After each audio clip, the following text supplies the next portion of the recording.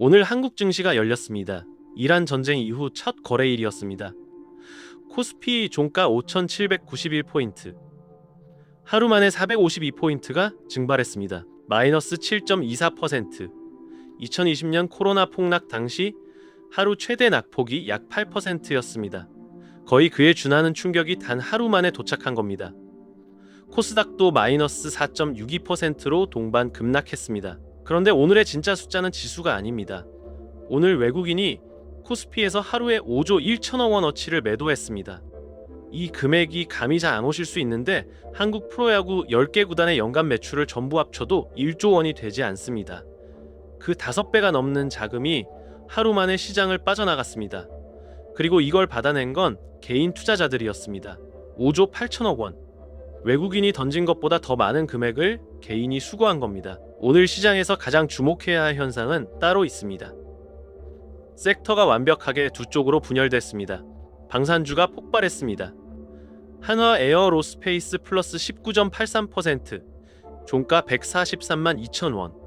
한화 시스템 플러스 29.14%, 에라 이지넥스원 플러스 29.86%, 종가 66만 1천 원. 현대호템 플러스 8%, 한국무우주 플러스 3.19%, 에너지와 해운도 같은 방향이었습니다. S51 플러스 27%, HMM 플러스 14.75%, 페노션 플러스 17.42%, 대한해운은 상한가 플러스 29.95%를 기록했습니다. 전쟁과 직결되는 산업군에 자금이 집중적으로 유입된 겁니다. 반대편은 참혹했습니다. 삼성전자 마이너스 9.88%, 19만 5천 원. 20만 원선이 무너진 수준이 아니라 그 아래를 관통했습니다. SK하이닉스 마이너스 11.50%, 93만 9천 원. 카카오 마이너스 9.79%, 네이버 마이너스 7.27%. 항공은 더 깊었습니다. 대한항공 마이너스 10.32%, 한진칼 마이너스 12.67%, 아시아나항공 마이너스 5.41%, 업종 단위로 보면 전자제품 마이너스 12%, 자동차 마이너스 11.5%, 반도체 마이너스 10.1%, 항공 마이너스 10.7%. 같은 날 같은 시장 안에서 29% 상승한 종목과 12% 하락한 업종이 공존하고 있었습니다. 이건 두 가지가 동시에 작동한 결과입니다. 하나는 시장 전체에 대한 공포 매도입니다. 외국인 5조 원 순매도가 그 증거입니다. 다른 하나는 전쟁 수혜 섹터로의 자금 재배치입니다. 공포와 기회 추구가 같은 날 같은 시장에서 충돌한 겁니다. 이런 현상을 섹터 로테이션이라고 합니다. 투자자들이 전쟁으로 수익이 악화될 산업에서 돈을 빼서 전쟁으로 수혜를 받는 산업으로 재배치한 겁니다. 다만 오늘은 단순한 로테이션이 아니라 외국인의 대규모 위험 자산 축소, 즉 디레버리징이 동반됐다는 점을 반드시 구분해야 합니다. 시장이 이번 사태를 일시적 충격이 아니라 산업 간 자그름 자체를 재편하는 사건으로 인식하고 있다는 증거입니다. 그렇다면 질문은 하나입니다. 왜 이렇게까지 벌어졌는가? 전쟁이 지금 어디까지 진행되는지부터 짚어보겠습니다. 시간 순으로 정리하겠습니다. 2월 28일 토요일 한국 시간 오후 미국과 이스라엘이 이란에 대한 동시 공습을 개시했습니다. 작전명 에픽 퓨리. 미 중앙사령부가 공식 발표를 통해 작전 개시를 확인했습니다. 단순한 미사일 몇 발이 아니었습니다. 스텔스 폭격기와 항공모함 전단. 이스라엘 공군이 동시에 투입됐고 이스라엘은 사이버 작전을 병행했습니다. 이란 전역의 인터넷 트래픽이 평소의 4% 수준까지 급락했습니다. 통신과 정보 전달 체계가 사실상 차단된 겁니다. 테헤란, 이스파한, 곰, 카라지, 케르만샤. 이란 주요 도시의 군사 및 보안 시설이 동시다발적으로 타격을 받았습니다. 그리고 이 전쟁의 성격을 결정짓는 사건이 발생했습니다. 이란 최고 지도자 아야톨라 알리 하메네이가 테헤란 관저에서 군 수뇌부 회의 도중 피격돼 사망한 것으로 주요 언론과 분석기관이 공통적으로 전하고 있습니다. 트럼프 대통령은 폭스뉴스 인터뷰에서 지도부 48명이 한 번에 제거됐다고 언급했습니다. 여기서 이란이라는 나라의 구조를 이해하셔야 합니다. 이란은 우리가 아는 대통령제 국가가 아닙니다. 신정일치 국가입니다. 종교 지도자가 대통령 위에 있는 체제예요. 최고 지도자가 군대, 사법부, 외교 정책의 최종 결정권을 쥐고 있고 대통령은 행정 실무를 담당하는 역할입니다. 기업으로 비유하면 최고 지도자가 오너 회장이고 대통령은 전문 경영인 CEO입니다. 그 오너 회장이 제거된 것입니다. 그렇다고 이란이라는 국가가 즉시 붕괴하는 건 아닙니다. 혁명수비대라는 조직이 존재합니다. 정규군과 별도로 운영되는 이란의 핵심 무력 기구로 병력 약 19만 명의 자체 해군, 공군, 미사일 부대를 보유하고 있습니다. 이 조직의 지휘 체계가 살아있는 한 이란의 군사적 저항은 지속될 수 있습니다. 이란은 즉각 보복에 나섰습니다. 같은 날 오전부터 이스라엘을 향해 탄도미사일과 드론을 대량 발사했고 바레인 주둔 미 해군 제5함대 기지와 사우디아라비아, 아랍에미리트, 카타르, 쿠웨이트 등 걸프 국가들의 시설까지 타격 범위에 포함시켰습니다. 3월 1일 미국과 이스라엘은 공습의 반경을 확장했습니다. 이란 전역의 군사 및 보안 시설에 대한 타격 범위를 대폭 넓혔고 전쟁 연구소를 포함한 복수의 군사 분석 기관은 이란의 방공 능력이 심각하게 훼손됐다고 평가했습니다. 방공 능력이란 적의 항공기나 미사일을 탐지하고 요격하는 역량을 말합니다. 이 능력이 훼손됐다는 건 이란 상공에서 미국과 이스라엘 항공기가 큰 저항 없이 작전할 수 있게 됐다는 뜻입니다. 여기서 전선이 확대됩니다. 레바논의 헤즈볼라가 공식 참전을 선언했습니다. 헤즈볼라는 이란이 수십 년간 자금과 무기를 공급해온 무장 조직입니다. 사실상 이란의 전방 전력이라고 볼 수 있습니다. 이들은 이슬람 공화국에 대한 침략에 맞서겠다고 선언하며 이스라엘 북부를 향해 로켓과 드론을 발사했고 이스라엘은 이를 선전포고로 규정하고 베이루트와 레바논 남부의 헤즈볼라 거점을 타격하고 있습니다. 예멘의 후티 반군도 가세했습니다. 후티 역시 이란의 지원을 받는 무장 세력으로 홍해와 이스라엘을 향한 공격 재개 의사를 밝혔습니다. 이란, 헤즈볼라, 후티 중동 전문가들이 저항의 축이라 부르는 세 세력이 동시에 작동하고 있는 국면입니다. 3월 2일 이란 측은 미국과 이스라엘 공습으로 인한 사망자가 수백 명에 달한다고 발표했습니다. 다만 이는 이란 정부 발표 수치로 독립적 검증은 이루어지지 않은 상태입니다. 이란 측은 나탄즈 핵시설, 테헤란 간디 병원, 지방 학교까지 피격됐다고 주장하며 국제사회의 개입을 촉구했습니다. 그리고 이날 저녁 이 전쟁의 경제적 파장을 규정짓는 발언이 나왔습니다. 혁명수비대 고위 인사가 국영 매체를 통해 선언했습니다. 호르무즈 해협은 폐쇄됐다. 통과를 시도하는 모든 선박을 불태울 것이다. 이 발언 이후 머스크, 하팡노이드, CMA, CGM 등 주요 선사들이 호르무즈 경유를 중단하고 남아프리카 희망봉 우회를 선언했습니다. 대형 상선의 통항량이 급감하고 있습니다. 3월 3일 오늘 미국과 이스라엘의 공습은 진행 중이고 트럼프 대통령은 작전이 4주에서 5주, 필요하면 더 길어질 수 있다고 언급했습니다.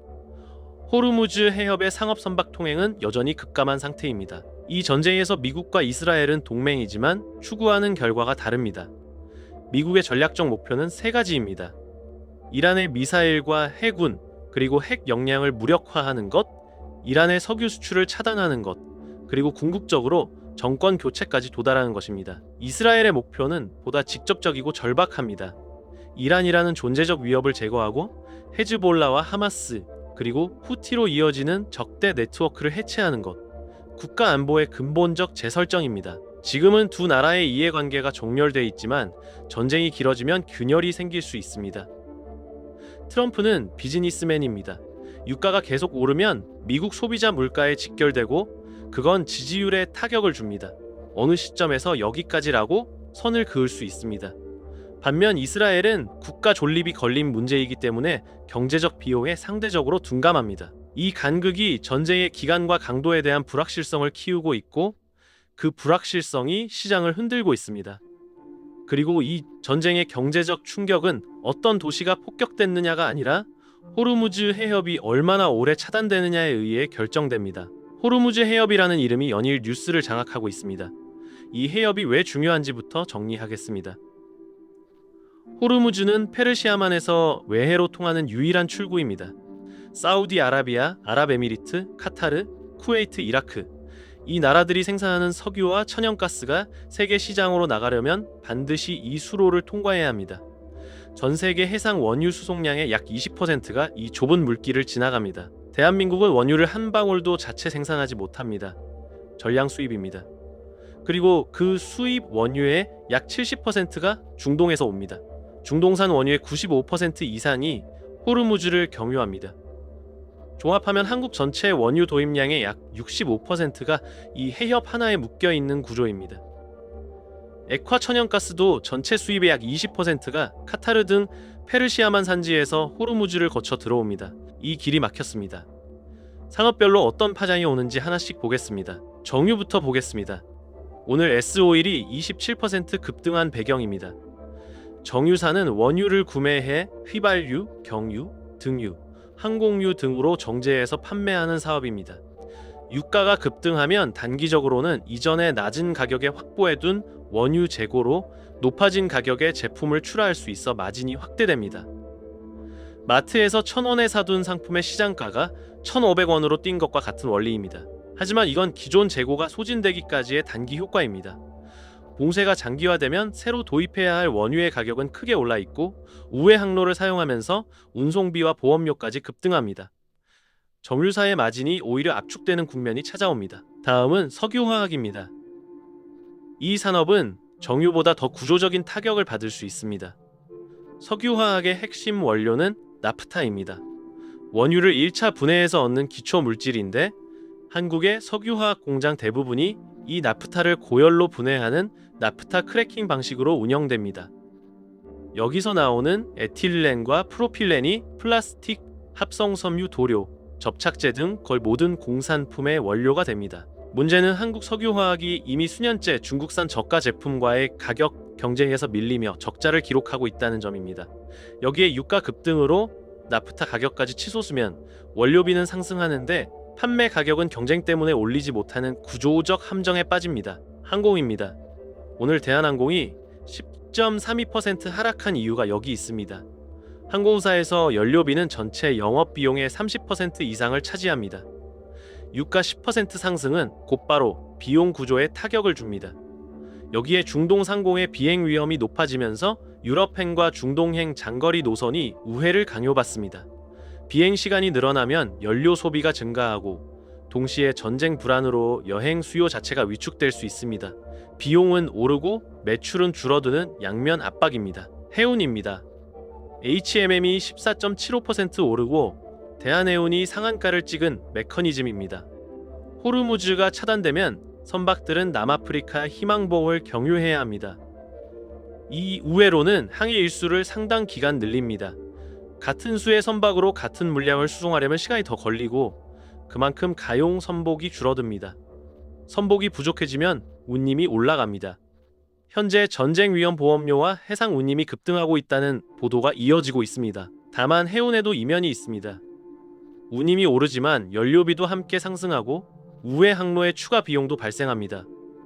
봉쇄가 극단적으로 장기화되면 글로벌 교역량 자체가 위축돼 물동량이 감소할 수 있습니다. 단기 수혜 뒤에 장기 불확실성이 숨어있는 구조입니다. 철강과 제조업 전반도 빠뜨릴 수 없습니다.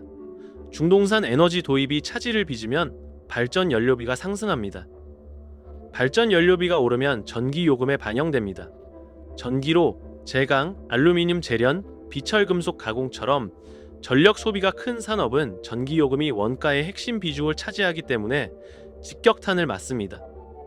철강사들은 유연탄과 철광석을 대형 벌크선으로 수입하는데 해상 운임 급등이 이쪽에도 고스란히 전이됩니다. 이 모든 비용 상승은 결국 물가로 수렴합니다.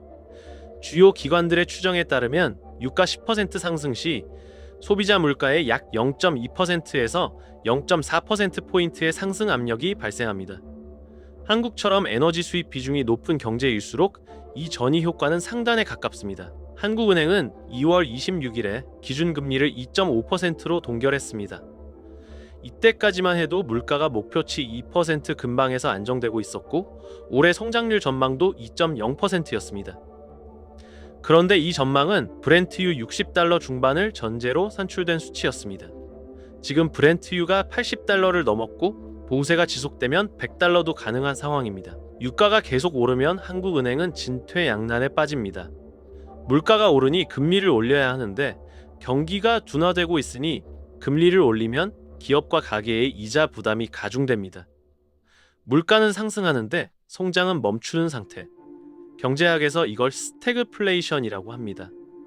1970년대에 전 세계가 실제로 경험한 현상이고 지금 시장이 가장 경계하는 시나리오입니다. 다만 당장 에너지가 고갈되는 건 아닙니다.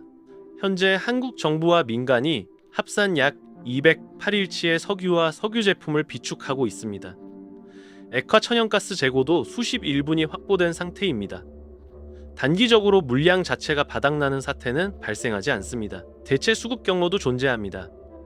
사우디아라비아와 아랍에미리트는 호르무즈를 우회해 홍해나 오만만으로 원유를 수출할 수 있는 파이프라인을 보유하고 있습니다. 합산 하루 약 260만 배럴을 우회시킬 수 있지만 호르무즈를 통과하는 일일 물량이 약 2천만 배럴이라는 점을 감안하면 전체의 13% 수준입니다. 완전 봉쇄가 장기화되면 이것만으로는 대체가 불가능합니다. 오펙 플러스도 대응에 나섰습니다. 긴급 회의에서 4월부터 하루 20만 6천 배럴 증산을 합의했습니다. 그러나 이 역시 심리적 안정을 위한 제스처에 가깝습니다. 즉각적인 생산 여력은 사우디아라비아와 아랍에미리트에 집중돼 있는데 이 나라들의 원유를 실어를 배가 호르무즈를 통과할 수 없는 상황이니까요. 미국의 전략 비축유 방출 카드는 아직 꺼내지 않았습니다. 미 에너지부는 시장 공급이 충분하다며 방출 계획이 없다고 밝혔습니다. 한국 정부도 민간 재고가 일정 수준 아래로 떨어질 경우에 한해 전략 비축유 방출을 검토하겠다는 입장이고 일본도 254일분의 비축유를 보유하고 있으나 방출 계획은 없다고 합니다. 종합하면 단기적으로는 비축 물량과 제한적 우회 루트로 방어할 수 있지만 봉쇄가 수개월 이상 이어지면 에너지 가격 급등, 물류비 폭증, 인플레이션 재점화, 금리 딜레마가 동시에 작동하면서 한국 경제의 펀더멘탈을 구조적으로 흔들 수 있습니다. 결국 핵심 변수는 하나입니다. 이 전쟁이 얼마나 오래 지속되느냐. 전쟁이 터지면 모든 사람이 같은 질문을 합니다. 언제 끝나느냐? 하지만 시장은 이 질문을 다른 언어로 번역합니다. 단기전이냐, 장기전이냐? 이 한 가지 판단이 투자의 방향을 180도 바꾸기 때문입니다. 단기전과 장기전의 기준부터 정리하겠습니다. 금융시장에서 통용되는 구분은 이렇습니다. 단기전은 주요 전투가 수일에서 수주, 길어도 한두 달 안에 종결되는 경우입니다. 1991년 걸프전은 공습 개시부터 정전까지 43일이 소요됐습니다. 2003년 이라크 침공은 첫 타격부터 바그다드 함락까지 22일, 미국이 주요 전투 종료를 선언한 시점까지 약 6주였습니다. 장기전은 수개월에서 수년간 전선이 유지되거나 전투가 끝나더라도 에너지 쇼크와 경제 제재 등 후유증이 장기간 세계 경제를 압박하는 경우입니다. 1973년 4차 중동 전쟁이 대표적입니다. 전투 자체는 3주 만에 끝났지만 그 여파인 오일 쇼크가 수년간 글로벌 경제를 뒤흔들었습니다. 핵심은 여기 있습니다. 시장의 회복 속도를 결정하는 건 전투의 기간이 아니라 그 전쟁이 에너지 쇼크와 인플레이션으로 전이되느냐의 여부입니다. 걸프전의 경우를 보겠습니다. S&P 500 지수는 전쟁 직전 6거래일간 5.7% 하락했으나 개전 후 8거래일 만에 이전 수준을 회복했습니다. 1991년 연간 수익률은 플러스 29%를 기록했습니다. 전쟁이 43일 만에 종결됐고 유가가 빠르게 안정됐으며 에너지 쇼크로 확산되지 않았기 때문입니다. 이라크전도 유사한 경로를 밟았습니다. 침공 직전 7거래일간 5.3% 하락한 뒤 16거래일 만에 복원됐고 연간 수익률은 역시 플러스 29%였습니다. 복수의 이벤트 연구를 종합하면 주요 지정학 충격 후 S&P 500 지수는 평균적으로 3주 내에 약 6% 조정을 거친 뒤 이후 3주 안에 이전 고점을 탈환하는 패턴이 관찰됩니다. 그러나 1973년은 완전히 다른 궤적을 그렸습니다. 4차 중동전쟁 이후 아랍 산유국들이 서방의 석유 금수 조치를 단행하면서 유가가 배럴당 3달러에서 1년 만에 12달러로 4배가 뛰었습니다. 미국 다우존스 지수는 1973년 1월부터 1974년 12월까지 약 45% 폭락했습니다. 영국 증시는 73%가 증발했습니다. 세계 실질 경제 성장률은 전 6.5%에서 1975년 0.6%까지 추락했습니다. 한국도 예외가 아니었습니다. 1973년 경제 성장률 14.8%에서 1974년 9.8%, 1975년 7%대로 급격히 둔화됐습니다. 정부는 석유 제품 가격을 4차례에 걸쳐 약 4배 인상했고 일요일 차량 운행 금지와 연료 배급제까지 시행해야 했습니다. 다만 현재와 1973년 사이에는 구조적 차이가 존재합니다. 당시 한국은 전략 비축유가 사실상 전무했고 에너지 효율이 낮았으며 산업 구조가 극도로 에너지 집약적이었습니다. 현재는 208분 이상의 비축유가 있고 에너지 효율은 비약적으로 개선됐으며 독립적 통화책 체계를 갖추고 있습니다. 동일한 규모의 충격이 그대로 재현될 가능성은 낮습니다. 그러나 원유와 액화 천연가스 수입의 60%에서 70%가 호르무즈에 의존하고 있다는 구조적 취약성은 반세기가 지나도 근본적으로 해소되지 않았습니다. 학술 연구가 수렴하는 결론이 있습니다. 전쟁이 짧고 국지적으로 끝나면 주식시장은 수주에서 수개월 안에 회복됩니다. 그러나 전쟁이 에너지 쇼크와 인플레이션을 동반하며 장기화되면 회복 기간이 수년 단위로 연장됩니다. 그리고 흥미로운 연구 결과가 있습니다. 전쟁 관련 뉴스 빈도와 검색량, 즉 사회 전체의 전쟁에 대한 불안 수준 자체가 향후 12개월간 주식시장 변동성을 예측하는 유의미한 변수로 작용한다는 것입니다. 전쟁이 길어질 것이라는 집단적 인식 자체가 시장의 위험 할인율을 끌어올려 회복을 지연시킵니다. 이번 이란 전쟁은 어디에 해당할까요? 트럼프 대통령이 4에서 5주 필요하면 더라고 발언했습니다. 걸프전 43일, 이라크전 주요 전투 6주와 비슷한 타임라인을 미국이 상정하고 있는 것으로 읽힙니다. 압도적 공중 전력으로 빠르게 무력화하고 지상 개입 없이 마무리하겠다는 구상입니다. 하지만 변수가 3가지 있습니다. 첫째, 이란은 이라크와 다릅니다.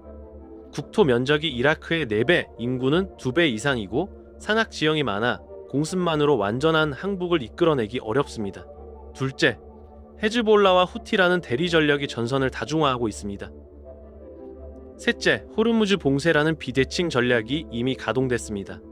이란이 군사적으로 열세에 놓이더라도 호르무즈를 차단하고 있는 것만으로 세계의 경제에 지렛대 효과를 행사할 수 있습니다. 결국 지금 시장이 가격에 반영하고 있는 건 이 불확실성 자체입니다. 단기전으로 종결될 가능성과 장기전으로 확장될 가능성이 공존하고 있고 그 불확실성이 오늘 코스피 마이너스 7%의 근본 원인입니다. 여기까지 전쟁의 전개, 호르무즈 봉쇄의 산업별 파장, 역사적 데이터까지 전부 점검했습니다. 마지막으로 이 국면에서 우리의 자산을 어떻게 방어할 것인지를 다루겠습니다. 오늘 기준 글로벌 핵심 지표를 먼저 확인하겠습니다. 브렌트유 80달러대 초반, 원달러 환율 1466원, 빅스 21.44, 금 현물은 3월 3일 장중 5,400달러대를 돌파하며 사상 최고가를 경신했습니다. 미국 10년물 국채금리 3월 2일 기준 4.05%. 이 숫자들이 지금 시장의 건강 상태를 보여줍니다. 한 가지씩 읽어드리겠습니다. 유가부터 보겠습니다. 브렌트유 80달러대는 시장이 봉쇄의 실질적 장기화 가능성을 가격에 반영하기 시작한 수준입니다. 제 판단에 90달러를 넘어서면 기업들의 원가 구조가 본격적으로 흔들리는 구간에 진입합니다. 100달러를 돌파하면 1973년식 인플레이션 폭주가 현실적 시나리오로 부상합니다. 환율 1466원은 이미 불편한 수준을 지나고 있습니다. 환율 상승은 원화 가치 하락을 의미하고 외국인 투자자에게는 한국 자산 보유 시 환차손이 확대된다는 뜻입니다. 오늘 외국인 5조 매도의 배경 중 하나입니다. 1,500원을 넘어서면 외국인 자금 이탈이 본격화될 수 있으며 수입 물가 상승 압력이 겹칩니다. 국채금리 4.05%는 아직 안정 범위 안에 있습니다. 통상 전쟁이 발발하면 안전자산인 국채로 자금이 유입되면서 금리가 하락합니다. 만약 이 패턴이 깨지고 금리가 오히려 상승한다면 시장이 전쟁보다 인플레이션 재폭발을 더 심각하게 받아들이고 있다는 의미입니다. 4.5%를 넘으면 주식시장 전반의 가치평가에 구조적 압력이 가해집니다. 빅스 21은 코스피 마이너스 7%라는 충격에 비해 의외로 낮습니다. 이건 미국 시장이 아직 이 사태를 본격적으로 반영하지 않았을 가능성을 시사합니다. 빅스가 30을 넘으면 글로벌 차원의 공포 매도가 진행 중이라는 의미이고 40을 넘으면 2008년 금융위기나 2020년 팬데믹 수준의 시스템적 패닉이 작동하고 있다는 뜻입니다. 금 사상 최고가는 가장 명확한 메시지입니다. 글로벌 대형 자본이 안전자산으로 집중 이동하고 있다는 것. 이 상황이 단기에 해소되지 않을 것이라는 판단이 대규모 자금의 움직임으로 표출되고 있는 겁니다. 이 상황에서의 실전 대응을 5가지로 정리하겠습니다. 첫째, 현금 비중을 확보하십시오. 지금은 수익을 추구하는 구간이 아니라 손실을 관리하는 구간입니다. 전체 투자 자산에서 추가 대응 여력을 남겨두셔야 합니다. 상황이 더 악화될 때 움직일 수 있는 실탄이 없으면 기회가 와도 잡을 수 없습니다. 둘째, 오늘 급등한 섹터를 추격 매수하지 마십시오. 방산, 에너지, 해운 20%에서 30% 상승한 종목들에 이미 전쟁 프리미엄이 상당 부분 반영돼 있습니다. 휴전 합의나 봉쇄 완화 뉴스 하나에 하루 만에 15%에서 20% 하락할 수 있는 종목들입니다. 상승을 보고 뛰어드는 매매는 지금 이 국면에서 가장 위험한 행동입니다. 셋째, 급락한 우량주를 단번에 매수하지 마십시오. 삼성전자 19만 5천 원, SK 하이닉스 93만 9천 원. 이 기업들의 기술 경쟁력이나 시장 지위가 하루 만에 훼손된 건 아닙니다. 하지만 전쟁의 기간을 예측할 수 없는 상태에서 한 번에 진입하면 추가 하락 시 대응할 여력이 사라집니다. 매수하고 싶은 총 금액을 3회에서 4회로 분할해서 시장의 체온을 확인하며 단계적으로 접근하는 방식이 합리적입니다. 넷째, 매일 시장의 체온을 측정하십시오.